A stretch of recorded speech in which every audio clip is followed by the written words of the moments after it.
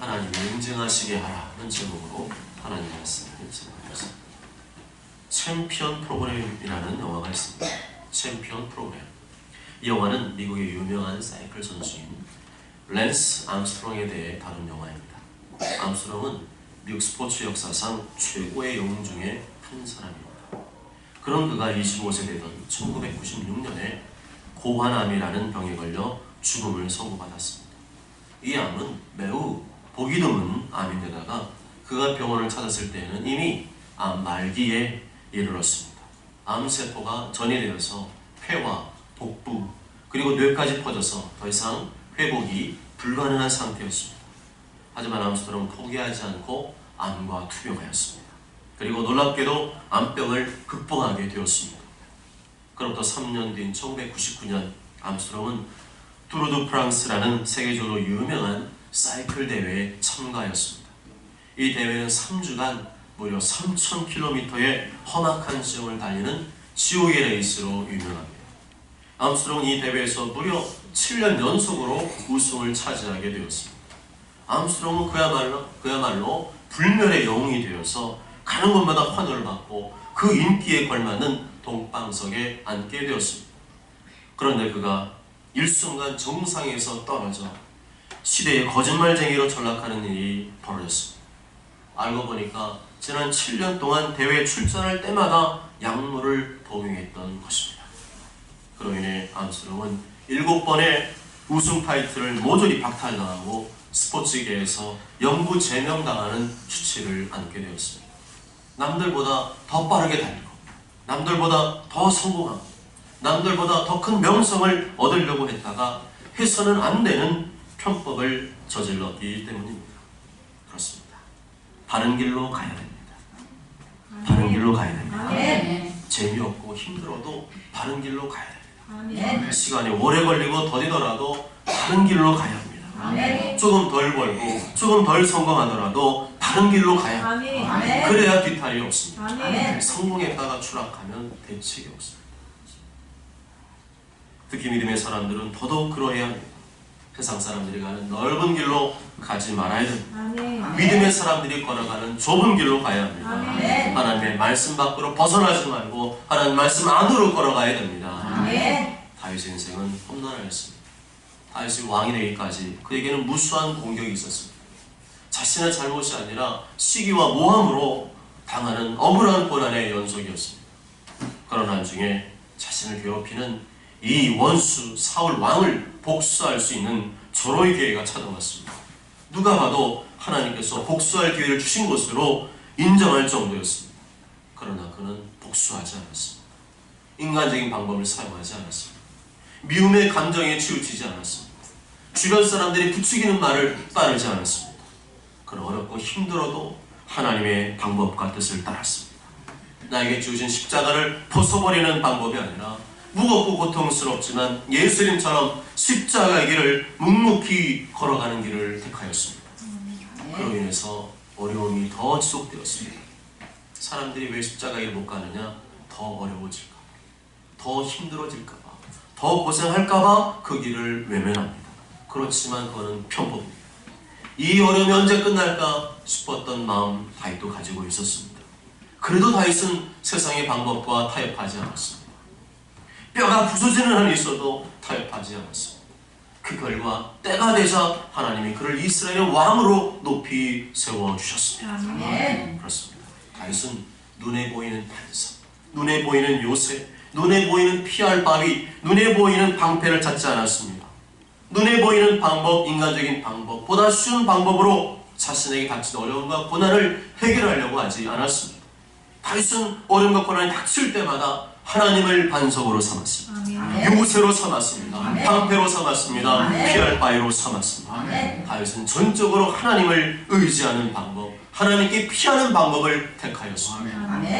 1절과 2절 함께 한번 읽어보실까요? 그 앞에 있는 1절과 2절 읽어봅니다. 시작. 나의 힘이신 여호와여, 내가 주를 사랑하나이다. 여호와는 나의 반석이시요 나의 요새시요 나를 건지시는 이시요 나의 하나님이시요 내가 그 안에 피할 나의 바위시요 나의 방패시요 나의 구원의 뿌리시요 나의 산성이시로다. 아멘. 누가 봐도 바보 같은 같은 방법이었습니다. 나를 괴롭히는 놈을 향하여서 보란듯이 어퍼커트를 날려주어야 했습니다. 기회가 왔을 때 한 방에 보내주어야 했습니다. 그러나 다윗은 그런 방법을 따르지 않았습니다. 눈물을 머금고 거절하였습니다. 그 대신 다윗은 하나님을 더 의지하는 방법을 택하였습니다. 다윗은 입 바른 소리만 한 것이 아니라 진실로 하나님이 나의 반석이시고 요새이시고 나를 건지시는 분이시고 피할 바위시고 나의 방패이시고 나의 구원의 뿌리시고 나의 산성이심을 자신의 삶으로 보여주었습니다. 그러면 그가 보여준 삶이 무엇이냐? 하나님께 엎드리는 삶이었습니다. 하나님 앞에서 일어나지 않는 삶이었습니다. 하나님만을 철저히 의지하며 그분의 도우심만을 구하는 삶이었습니다. 3절에서 6절 다 함께 보겠습니다. 시작. 내가 찬송받으실 여호와께 아뢰리니 내 원수들에게서 구원을 얻으리로다. 사망의 전이 나를 알고 불의의 참수가 나를 두렵게 하였으며 소원의 전이 나를 두르고 사망의 월부가 내게 이르렀도다. 내가 환난 중에서 여호와께 아뢰며 나의 하나님께 부르짖었더니 그가 그의 성전에서 내 소리를 들으시며 그 앞에서 나의 부르짖음이 그의 귀에 들렸도다. 아멘. 다윗은 바보같이 하나님 믿었습니다. 무식하게 믿었습니다. 설석같이 믿었습니다. 하나님만이 자신의 방패임을 믿었고 하나님만이 피할 바위심을 믿었고 하나님만이 구원의 뿌리심을 믿었습니다. 한눈 팔지 않고 그것만 붙들었습니다. 세상 사람들이나 믿음이 작은 사람들이 볼 때에는 그것은 아주 미련하고 어리석은 방법이었습니다. 많은 사람들이 눈에 보이는 방패를 찾아다니고 피할 바위를 찾아다니는 그때에 다윗은 보이지 않는 하나님을 찾아다니고 있었습니다. 얼마나 어리석어 보입니까? 얼마나 미련해 보입니까? 그러나 그것이 다윗의 신앙이었고 삶이었습니다. 시편을 100번 읽었어도 이것을 발견하지 못했다면 시편을 제대로 읽은 것이 아닙니다. 하나님이 나의 방패가 되어주시고 피할 바위가 되어주시고 요새가 되어주시면 이 세상의 그 누구도 이 세상의 그 무엇도 자신을 해칠 자가 없음을 굳게 믿었던 것입니다. 아멘. 하나님은 너를 지키시는 자라는 찬양이 있습니다. 하나님은 너를 지키시는 자, 너의 우편에 그늘 되시니 낮의 해와 밤의 달도 너를 해치지 못하리. 하나님은 너를 지키시는 자, 너의 환난을 면케 하시니 그가 너를 지키시리라. 너의 출입을 지키시리라. 눈을 들어 산을 보아라. 너의 도움 어디서 오나? 천지 지으신 너를 만드신 여호와께로다. 눈을 들어 산을 보아라. 너의 도움 어디서 오나? 천지 지으신 너를 만드신 여호와께로다. 성도가 누구입니까? 그리스도인이 누구입니까? 하나님의 자녀가 누구입니까? 예수님의 제자가 누구입니까? 구원받은 사람이 누구입니까? 그 입술의 고백만이 아니라 실제로 그렇게 사는 사람이 아닙니까? 예수님이 이 땅에 오실 때 우리에게 무엇을 물어보실까요? 남들보다 더 많은 지식을 알고 있는 것, 남들보다 더 신앙생활을 오래 한 것, 남들보다 더 많은 수를 가지고 있는 것, 그런 걸 물어보실까요? 그렇게 물어보실 거라 생각한다면 헛다리 짚고 있는 겁니다. 예수님은 우리의 지식과 물질과 경력과 그런 외모를 보시는 것이 아니라 우리 마음의 중심, 우리의 삶, 곧 우리 입술의 고백과 우리의 삶이 일치하는지를 보실 줄 믿습니다. 아멘. 나더러 주여 주여 하는 자마다 다 천국에 들어갈 것이 아니요 다만 하늘에 계신 내 아버지의 뜻대로 행하는 자라에 들어가리라. 입 바른 소리만 하는 사람 못 들어간다는 거예요. 말씀대로 행하는 자라에 들어간다고 예수님 말씀했습니다. 예수님의 말씀입니다. 모든 만물을 심판하실 권세를 가지신 예수님의 말씀입니다. 1.1획도 더하거나 빼서는 안 됩니다. 아무리 훌륭한 신학자요 목회자라도 이 말씀을 더하거나 빼는 사람은 하나님의 심판을 받게 될 것입니다. 오늘 우리 교회에 처음 나오신 분이 아니라면 모를까? 우리가 주님을 모릅니까? 예수님을 모릅니까? 교회 우리가 1, 2년 다녔습니까? 그런 분 거의 없잖아요.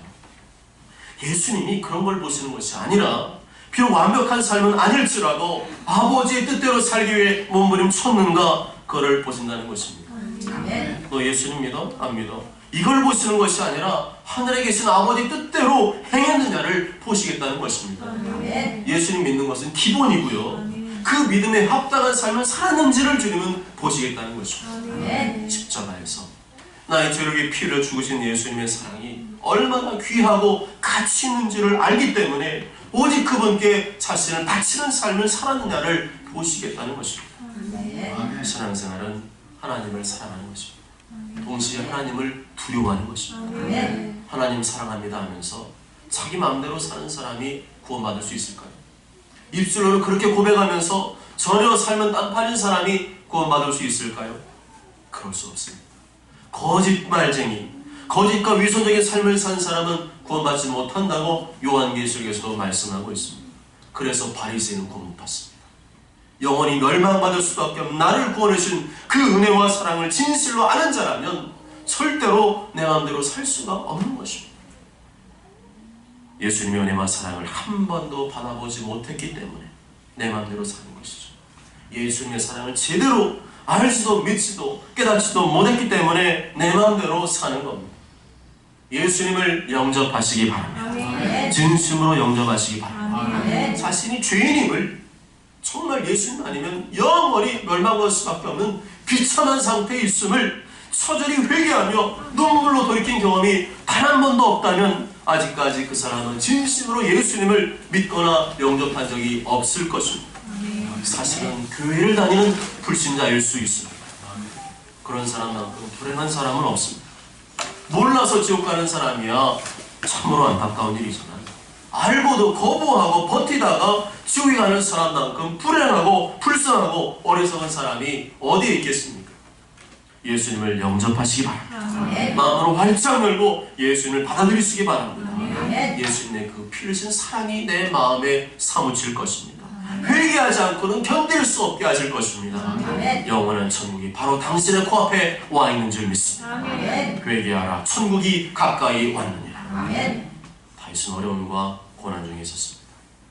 하나님의 구원의 손길을 경험하지 못한 상태였습니다. 여기서 말하는 구원의 손길이란 삶의 어려움과 고난으로부터 벗어나는 것을 말합니다. 그럼에도 그는 이미 된 것처럼 말하고 있습니다. 이미 고난에서 벗어난 것처럼 문제가 해결된 것처럼 말하고 있습니다. 3절에 내가 찬송 받으실 여호와께 아뢰리니라고 고백합니다. 찬송을 받으실 여호와. 이 말은 아직 고난에서 벗어나지 않고 문제가 해결되지 않았지만 하나님의 때가 되면 반드시 이 고난에서 나는 벗어날 것이고 문제가 해결될 것이며 마침내 하나님께서 나의 찬송을 받으시게 될 것이라는 신앙 고백인 줄 믿습니다. 믿음의 고백입니다. 믿음의 고백입니다. 내 믿음 땅바닥에 묻어두었다가 어디다 쓰시겠습니까? 믿음을 쓰시기 바랍니다. 사용하시기 바랍니다. 믿음으로 기도하고 믿음으로 찬송하고 믿음으로 선포하시기 바랍니다. 반드시 그 믿음에 응답하신 줄 믿습니다. 다윗은 자신이 당한 고난을 가리켜 이렇게 표현합니다. 사망의 줄, 불의의 창수, 스올의 줄, 사망의 올무. 여기서 사망, 스올은 모두 다 무엇을 말합니까? 죽음을 말합니다. 다윗은 지금 죽음의 위기에 있었습니다. 자기를 죽이려는 사람에 둘러싸여 있었습니다. 문 밖에만 나가면 원수들이 자기를 죽일 것만 같았습니다. 불의의 창수, 곧 파괴적이고 과격한 급류가 자신의 영혼을 휘감고 있는 것 같았습니다. 한마디로 말하면 죽을 것 같다는 거예요. 살고 싶지 않다는 거. 너무 우울하고 괴롭고 답답해서 미칠 것 같다는 거예요. 눈만 주르륵 흐르고 잠도 안 오고 밥도 안 넘어간다는 것입니다. 그럴 때 다윗이 어떻게 했습니까? 바른 길로 걸어갔습니다. 바른 길로 걸어갔습니다. 바른 길이 무엇입니까? 6절에 내가 환난 중에서 여호와께 아뢰며 나의 하나님께 부르짖었다. 하나님께 부르짖어 절규하는 그 바른 길을 따라갔다는 것입니다. 그랬더니 어떻게 됐습니까? 어떤 변화가 일어났습니까? 그가 그의 성전에서 내 소리를 들으시며 그의 앞에서 나의 부르짖음이 그의 귀에 들렸다. 여기서 들으셨다는 말, 귀에 들렸다는 말은 단순히 다윗이 부르짖는 소리를 들었다, 알게 되었다 그런 말이 아닙니다. 내가 하나님께 기도함과 동시에 하나님의 구원 계획이 시작되었다는 것입니다. 믿음의 렌즈로 앞당겨보니 이미 이루어졌다는 것입니다. 아멘. 그래서 기도는 미련하고 어리석은 사람들이 하는 짓으로 보이지만 사실은 하나님께 대한 믿음의 최고의 행위입니다. 여러분, 믿음 없는 사람은요 절대로 기도하지 않습니다. 믿음 없는 사람은요 절대로 부르지 않습니다. 왜요? 믿음이 없으니까. 하나님이 나의 기도와 부르짖음을 들으신다는 믿음이 제로이기 때문에 기도하지 않는 것입니다. 기도할 마음이 안 생기는 것입니다. 하나님이 들으신다는 믿음이 있다면 기도하겠습니까? 안 하겠습니까? 반드시 기도하죠. 그래서 저 사람이 기도하느냐 안 하느냐를 보면 저 사람의 믿음이 있느냐 없느냐를 볼 수 있습니다. 믿음의 사람은 기도하는 사람이에요. 기도하는 사람은 믿음의 사람이라는 것입니다. 기도와 믿음은 반드시 세트로 같이 가는 줄 믿습니다. 기도하면서 다윗은 기도할수록 성령님의 감동에 휩싸였어요. 성령의 감동으로 확신에 찬 고백을 하고 있습니다. 그 내용을 보면 땅이 진동합니다. 산들이 요동합니다. 빽빽한 먹구름과 번개가 칩니다. 천둥이 칩니다. 하늘에서 우박과 숯불이 내립니다. 하나님께서 다윗의 기도를 들으시고 하늘에서 공중을 지나 산과 들판을 거쳐 바다와 바다의 밑바닥까지 내려오셨다고 믿음의 고백을 하고 있습니다. 그냥 봐도 그 스케일이 너무나 웅장하고 거대합니다. 이 사람이 지금 죽음의 위기 가운데 있는 사람인지 의심하게 될 정도입니다. 고난 중에 하나님이 우주 만물을 창조하시고 다스리시며 심판하시는 분이심을 고백하고 있습니다. 내가 내 손으로 복수하지 않고 하나님을 의지하고 전심으로 기도했더니 하나님께서 하늘에서 융단 폭격을 하듯이 하늘에서 폭격기를 띄운 것처럼 그들을 철저히 응징하고 보복해 주셨다는 것입니다. 할렐루야. 그 내용이 바로 7절부터 15절까지의 내용입니다. 16절과 17절에서는 바로 그 하나님께서 자신을 붙잡아 주셨으며 건져냈음을 고백하고 있습니다. 다윗과 맞서는 원수들은 자기보다 강하고 힘이 센 존재이기 때문에 나의 힘으로는 도저히 당해낼 수가 없었어요. 그렇지만 하나님께 부르짖어 기도하며 하나님이 개입하시자 상황이 달라졌다는 것입니다. 마침내 다윗은 넓은 곳으로 인도되어집니다. 넓은 그러니까 하나님이 땅을 주시려나? 그런 생각하시죠. 여기서 말하는 그 넓은 곳은 원수의 위협과 고통에서 벗어나 안전하고 자유로운 상태가 되었음을 말하는 것입니다. 여러분, 빚쟁이가 쫓아다니면 얼마나 힘든 줄 아세요? 빚쟁이는요 마치 지구까지 나를 쫓아와서 빚을 받아내려고 하는 그런 사람들 같아요. 그런데 그걸 당해본 사람은 알아요. 근데 거기서 내가 벗어났다. 그것만큼 해피한 일이 어디 있겠습니까? 바로 다윗이 그러한 원수들의 압제와 원수들의 고통으로부터 완전히 벗어나 버려서 이제는 그 마음 심령이 자유한 상태가 되었음을 말씀하고 있습니다. 다윗의 원수들은 하나님의 진노를 받게 되었지만 자신은 하나님의 구원의 은혜와 복을 누리게 되었다는 것입니다. 20절에서 이러한 하나님의 구원은 자신이 받을 상이라고 고백하고 있습니다. 그동안 어렵고 힘든 일을 수도 없이 경험했지만 그때마다 곁길로 가지 않고 세상 길로 가지 않고 되는 대로 살지 않고 여호와의 도를 지켜온 결과라는 것입니다. 아무리 힘들어도 편법을 쓰고 불법을 쓰는 자들의 길로 가지 아니하고 우직하게 바른 길, 선한 길, 하나님 말씀을 지켜온 결과 하나님께서 갚아주시고 응징해 주셨다는 것입니다. 그리고 그것이 20절에서 24절 그리고 25절, 27절까지의 말씀입니다. 28절에 30절에서 다윗은 승리에 대한 확신을 담대하게 고백하고 있습니다. 고백이라기보다는 선포라고 보는 것이 옳은 편일 것입니다. 그는 선포하고 있습니다. 기도하는 중에 부정적인 마음들, 근심, 걱정, 염려가 다 사라지고 흘러넘치는 자신감과 담대함으로 선포하고 있습니다. 28절에 30절 다 함께 읽어보십니다. 시작. 주께서 나의 등불을 켜시며 여호와 내 하나님이 내 흑암을 밝히시니 내가 자주를 피하고 적군을 향해 달리며 내 하나님을 의지하고 담대히 넘쳐나이다. 하나님의 너는 완전하고 여호와의 말씀은 순수하니 그런 자에게 피하는 모든 자의 방패시로다. 아멘. 다윗은 주께서 여호와 하나님이 등불을 켜시고 흑암을 밝혀주실 것을 고백하고 있습니다. 죽을 것만 같았는데 그 위기와 고난을 물러가게 하시는 분이 하나님이시고 하나님을 철저히 내 인생의 주권자로 고백하고 있는 것입니다. 지금 다윗은 기도 중에 이러한 고백을 하고 있습니다. 기도에 취하여 성령에 취하여 이러한 고백을 하고 있습니다. 맨정신으로는 안 된다는 거죠. 맨정신으로 됩니까? 내 앞에 문제가 보이고 걱정이 보이고 근심할 만한 것이 가득한데 그 상황에서 이 고백이 나오겠습니까? 기도가 녹이는 줄 믿습니다. 아멘. 기도가 바꾸는 줄 믿습니다. 아멘. 기도에 취하고 성령에 취하면 이런 고백이 나올 수 있다는 겁니다. 아멘. 성령께서 그의 마음에 큰 감동과 확신을 주셔서 문제가 더 이상 문제로 안 보이고 어려움으로 안 보이게 만들어 주신 것입니다. 그런데 고난과 어려움 중에 이러한 기도, 이러한 담대한 선포를 할 수 있던 근거가 어디 있습니까? 하나님의 도는 완전하고 여호와의 말씀은 순수한, 세상의 가르침과 교훈을 붙들지 않고 완전하고 순수하신 하나님의 말씀을 붙들고 기도했더니 자신감이 생기고 담대함이 생기더라는 것입니다. 하나님을 붙든다는 말과 하나님의 말씀을 붙든다는 말은 같은 말입니다. 기도하던 사람이 왜 기도하지 않는가? 기도하던 사람이 왜 나가 떨어지는가? 자기식으로 믿고 자기식으로 기도하기 때문입니다. 신앙생활은 자기식으로 하는 것이 아니라 말씀을 근거로 해야 되는 줄 믿습니다. 21절과 20절에 이렇게 말씀하죠. 이는 내가 여호와의 도를 지키고 악하게 내 하나님을 떠나지 아니하였으며 그의 모든 규례가 내 앞에 있고 내게서 그의 율례를 버리지 아니하였으미로다 말씀합니다. 다윗의 기도, 다윗의 신앙의 근거는, 뿌리는 모두 하나님의 말씀이었습니다.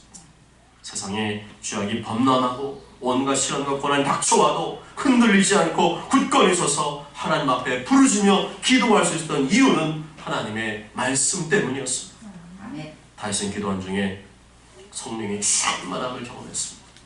성령의 기름 부으심이 강해질수록 더 강하고 더 담대하게 선포하기 시작했습니다. 그것이 31절부터 50절까지 말씀입니다. 내 팔에 노화를 당기며, 노은 권세를 상징하죠. 노은 강함을 상징합니다. 이거보다 더 센 활이 없다는 것이죠. 노화를 당기며 내 원수를 뒤쫓아가며 그들이 망하기 전엔 돌아서지 않으며 그들이 내 발 앞에 엎드러지게 하며 나를 치는 자들이 나에게 굴복하게 하며 나를 미워하는 자를 내가 끊어버리게 하겠다 하셨다 선포합니다. 이것은 내가 복수했다는 것을 의미하지 않습니다. 하나님께서 그렇게 복수해 주시고 응징해 주셨음을 표현하고 있는 것입니다. 내가 당하는 모든 억울함과 분노를 내가 갚지 않고 하나님께 맡겨드렸더니 하나님께서 갚아주셨다는 것입니다. 하게 하시며 갚게 하시며 싸우게 하시니 크게 하셨나이다. 넓게 하셨고 전쟁하게 하려고 향하게 하시고 굴복하게 하시고 끊어버리게 하셨나이다. 누가 하신다는 겁니까? 하나님이 하십니다. 하나님이 갚아주시고 응징해 주신다는 것입니다. 그래서 신앙생활은 뭐냐? 하나님이 하게 해주시고 되게 해주시는 생활입니다. 아멘. 그런데 왜 나는 세상에서 얻어 터지는가? 내가 하다가 얻어 터지는 거예요. 참지 못하고 인내하지 못하고 내가 나서다가 얻어 터지는 겁니다. 신앙생활은 내가 하는 것이 아닙니다. 철저히 하나님을 의지하며 엎드리는 생활입니다. 하나님이 일하시도록, 하나님 나서주시도록, 갚아주시도록 뒤에서 등 떠미는 게 기도인 줄 믿습니다. 아멘. 나보다 힘이 세고 강한 원수와 맞서 싸울 이길 능력이 없기, 내가 하는 갈등과 불화가 일어나기 때문에 하나님이 일하시고 싸워주시도록 등 떠미는 게 기도입니다. 다윗은 그걸 잘했어요. 다윗의 주특기는 바로 그거였습니다. 그런 면에서 다윗의 승리는 사실은 기도의 승리였습니다. 기도로 이겨버린 싸움을 했던 것입니다. 분명 자신이 싸우고 부딪혀야 될 부분도 있지만 하나님께 맡겨버리고 나아가니까 뭐든지 해볼 만한 자신감이 생겨났던 것입니다.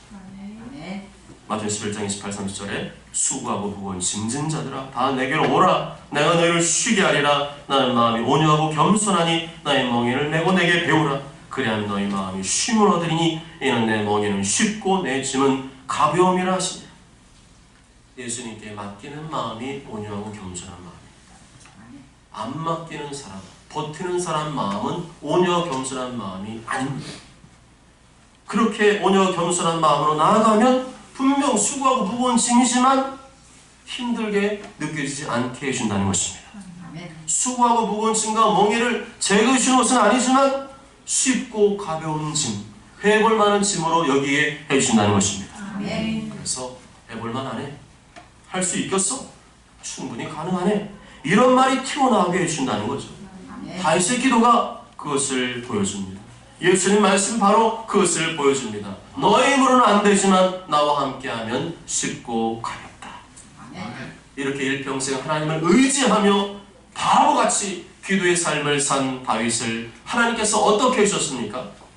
43절 45절까지 43절 45절 읽습니다. 시작. 주께서 나를 백성의 다툼에서 건지시고 여러 민족에게 그들로 삼으셨으니 내가 알지 못하는 백성이 나를 섬기리이다. 그들이 내 손을 들은 즉시로 내게 청종하며 이방인들이 내게 복종하리이다. 이방 자손들이 쇠잔하여 그 견고한 곳에서 떨며 나오려다. 아멘. 뒤집어 버리셨습니다. 역전시켜 버리셨습니다. 지긋지긋한 다툼과 갈등에서 건져주시고 여러 민족의 으뜸으로 삼아주시고 나를 알지 못하는 많은 사람들이 내 소문을 듣고 나를 섬기게 해주시고 떨면서 내 앞으로 나오게 해주셨습니다. 할렐루야. 이것은 다시 오실 예수 그리스도에 관한 예언이기도 합니다. 예수님께서 이 땅에 다시 오실 때 승리한 다윗 왕처럼 만왕의 왕으로 오실 것입니다. 이 땅의 모든 민족이 예수님 발 앞에 무릎 꿇게 하시고 모든 만물을 심판하실 것입니다. 마태복음 24장 29절 30절에 그날 환난 후에 즉시 해가 어두워지며 달이 빛을 내지 아니하며 별들이 하늘에서 떨어지며 하늘의 권능들이 흔들리리라. 그때 인자의 징조가 하늘에서 보이겠고 그때 땅의 모든 족속들이 통곡하며 그들이 인자가 구름을 타고 능력과 큰 영광으로 오는 것을 보리라. 다시 마지막으로 49절 6절에서 50절에서 하나님을 찬송하며 마무리하고 있습니다. 하나님께서 나를 위하여 보복해 주시고 나를 포악한 원수들에게서 건져주시고 민족들이 내 앞에 복종하게 하시고 나를 높이 세워주신 하나님을 찬송하고 있습니다. 찬송한다는 것은 무슨 말입니까? 하나님이 하셨다는 겁니다. 내가 있다고 생각하는 사람은 하나님을 찬송할 수 없습니다. 모든 일을 이루시고 되게 하신 분은 하나님이심을 고백하는 자만이 진심으로 하나님을 찬송할 수 있는 것입니다. 그러기 위해서는 기도의 시간들이 반드시 필요합니다. 뭐가 필요하다고요? 기도의 시간들이 반드시 필요합니다. 하나님께 내가 구하고 부르짖었던 시간들이 있어요. 하다 말다가 아니라 이루게 하시고 되게 하실 때까지 끊임없이 부르짖고 기도한 자만이 하나님을 높이며 찬송할 수 있다는 것입니다. 기도를 안 하는 사람들이 하나님을 높이는 것을 봤습니까? 기도 안 하는 사람들이 하나님을 진심으로 찬송하는 거 봤습니까? 기도하려고 잘 되는 사람 치고 하나님을 높이는 경우를 못 봤어요. 내가 수고하고 내가 노력해서 내가 애써서 이루었다고 자기 자랑만 할 뿐이지 하나님을 높이거나 찬송하지 않습니다. 그래서 우리는 기도하다가 잘 돼야 하고 기도하다가 문제가 해결돼야 되고 기도하다가 고난을 돌파해야 됩니다. 그러자 그냥 잘 되면 교만해져요. 그대로 계속 가면 사울 왕처럼 버림받습니다. 인간을 지으신 목적과 사명을 망각하게 됩니다. 이사야 43장에 보면 내 이름으로 불려지는 모든 자 곧 내가 내 영광을 위하여 창조한 자를 오게 하라. 그를 내가 지었고 그를 내가 만들었느니라. 이 백성은 내가 나를 위하여 지었나니 나를 찬송하게 하려 함이니라. 아멘. 사랑하는 여러분, 나에게 닥친 고난과 시련은 꼭 힘들고 어려운 것만은 아닙니다. 나에게 닥친 고난과 시련은 나로 하여금 하나님을 붙들게 하는 기회가 됩니다. 하나님께 나의 문제를 아뢰며 맡기는 기회가 됩니다. 하나님을 가까이 하는 기회가 됩니다. 그동안 하나님을 가까이 했던 시간들보다 훨씬 더 많은 시간을 하나님 앞에 엎드리게 됩니다. 마치 밀린 숙제를 하는 사람처럼 그렇게 열심히 고난 앞에 기도하지만 그렇게 기도하는 사람이 믿음의 사람이고 그렇게 안 하는 사람이 불신자인 것입니다. 여러분은 기도하고 계십니까? 고난과 어려움 앞에 더 기도하고 계십니까? 그렇다면 당신은 하나님의 자녀가 맞습니다. 반대로 당신은 고난과 어려움 앞에 염려하며 근심만 할 뿐 기도는 안 하십니까? 불신자이거나 마귀의 시험에 빠진 상태입니다. 그리스도인에게 다른 방법은 없습니다. 다른 방법은 허락하지 않으셨어요. 다윗처럼 기도하며 부르짖으며 나아갈 때 살 길을 열어주시고 원수를 응징하시고 보복해 주십니다. 내가 하다가 얻어 터지는 거예요. 내가 하다가 본전도 못 찾는 겁니다. 하나님을 의지하시기 바랍니다. 부르짖으시기 바랍니다. 마음의 자신감과 담대한 마음을 주실 때까지 일어나지 마시기 바랍니다. 내 입에서 감사 찬송이 나올 때까지 일어나지 마시기 바랍니다. 하나님 바로 그 사람을 다윗처럼 높여주신 줄 믿습니다. 오직 저는 모두가 위기와 고난 앞에서 인간의 방법, 세상의 방법, 편법과 불법을 따르지 말고 다윗처럼 부르짖고 간구하여 자신감과 담대함을 얻고 하나님이 갚아주게 하시고 되게 하시는 역사를 직접 보게 되시길 주님의 이름으로 축복합니다. 아멘.